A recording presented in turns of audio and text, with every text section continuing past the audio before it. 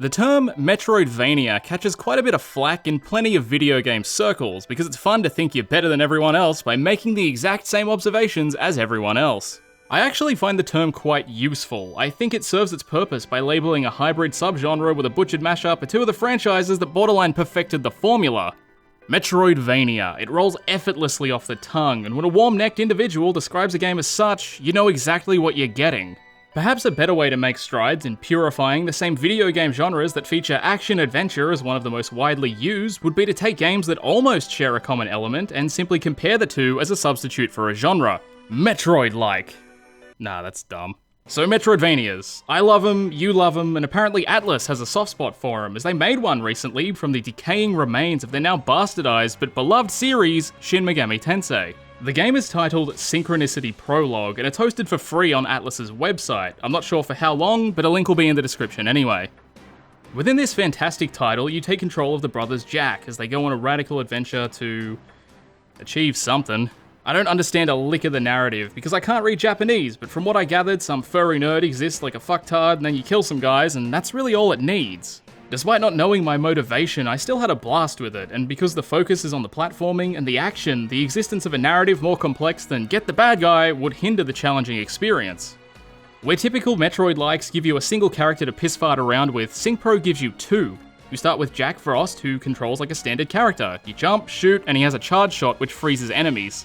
The projectiles shot by Frost also have momentum, so they move quite a bit faster if you're walking as you release. It's a nice little touch for some added control over how you play. The second character is Pyro Jack, who hovers a controllable distance off the ground and shoots a 3-bullet spread shot. The height that Pyro can hover is relative to the platform beneath him, and with manual vertical control in place of the jump ability, platforming and maneuvering around enemies enable you to interact with the game in a unique, often rewarding way. If you're at all familiar with Mega 10, you'll know that demons have elemental resistances. Jack Frost is an ice type who is weak to fire and nullifies ice attacks, whereas Pyro Jack, believe it or not, is the opposite. Yeah, that one shocked me too. Most enemies and bosses in the game are either weak to or strong against one of these elements, so having a basic grasp of them genuinely helps, especially when it comes to boss fights. Bosses don't stray too far from the Metroidvania norms, but they'll occasionally go into bullet hell phases where they spew red and blue spheres all over the place.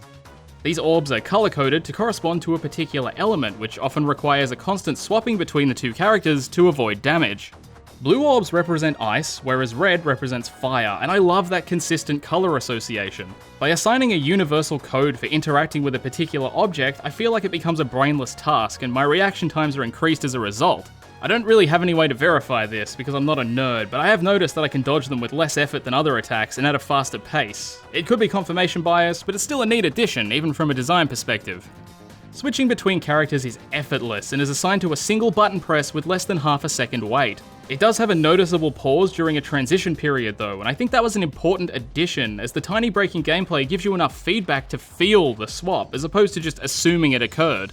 It's also incredibly important to manipulate resistances, even if you're not trying to avoid damage, as a nullified attack will restore your MP by a small amount, which allows you to use powerful special attacks. It's typically better to switch to Pyro Jack and stand inside flames than it is to flat out dodge them, and I love how it adds another way of approaching encounters versus the standard everything hurts and you should move the fuck out of the way. Within boss encounters, there's a big emphasis on strategic trade-offs, where you can take more precautions, but at a cost. The first boss is weak to ice, but spews flames like a bulimic dragon, which means the only way to defend against his attacks is by using Pyro, and the only way to damage him is by using Frost. He functions as a fantastic starter boss, primarily because he exemplifies the strategic trade-off so well, and effectively paves the road for the rest of the enemies in the game. His attack pattern consists of slight dashes, concentrated fire rings lobbed in a precise arc, and sweeping infernos littering the battlefield. The first half of this fight only features the first two, and is very easy to manage. A fire ring will cause icicles to drop from the ceiling, but their position's always on screen until they drop, so you can easily adjust your position to avoid damage, or simply stand beneath them with Frost. The single fire rings also leave a small burning flame on the battlefield until extinguished by Frost's ice attack, which pushes you to get amongst the burning field in order to output more damage in a relatively safe manner. It's fucking brilliant. During the second phase of the fight, the boss goes bloody mental and starts discarding flame rings like they're self-respect in the modern age of social media, and these are impossible to dodge without tanking the hits with Pyro. With such a hard push to utilize both characters' strengths and weaknesses in the first boss fight, I genuinely can't do anything but praise it, and every following boss is just as engaging and just as enjoyable. There's also a boss rush right before the final encounter, which I adore. A common criticism I see of boss rushes is that they're cheap, lazy padding to artificially extend game time, and I think that's a fair criticism. However, I see it as a way of physically gauging your progress as a player, as well as putting to use all the new gear and abilities you've acquired on your journey. It is so satisfying to steamroll a selection of bosses who gave you a fair amount of grief when tackled individually, but now you're creaming them in sequence with all your newfound power. It's also valuable as a functional stand-in for being told how strong you now are. Movement and traversal feel pretty good too. Frost is precise but not finicky, and while his jump arc's a little short, it meshes well with the smaller maps featured in the game. Pyro can hover slightly higher than Frost can jump, which leads to some interesting quick swapping platform fun. Fuck, that's a sentence! As far as puzzles go, there aren't really any. There exist some neat platforming challenges, but I'd struggle to call them puzzles. With that said, there are small bodies of water which can be frozen with Frost and then hovered over with Pyro, which is such a small thing but shows how synergistic these two characters are capable of being.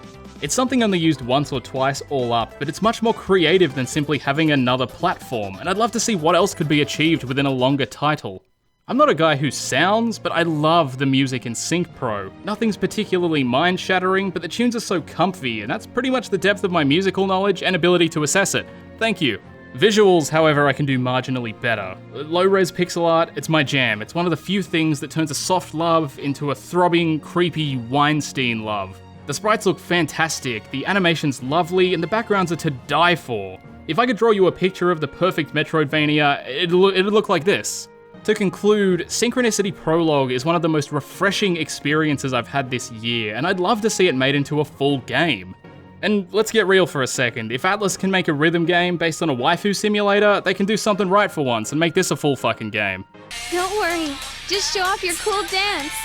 I know you can do it, senpai. There'll be a link to Synchronicity Prologue in the description, and it's completely free, so go check it out if you have any love for Metroidvanias, Metroid-likes, platformers, or even just Megaten itself. Thanks for watching.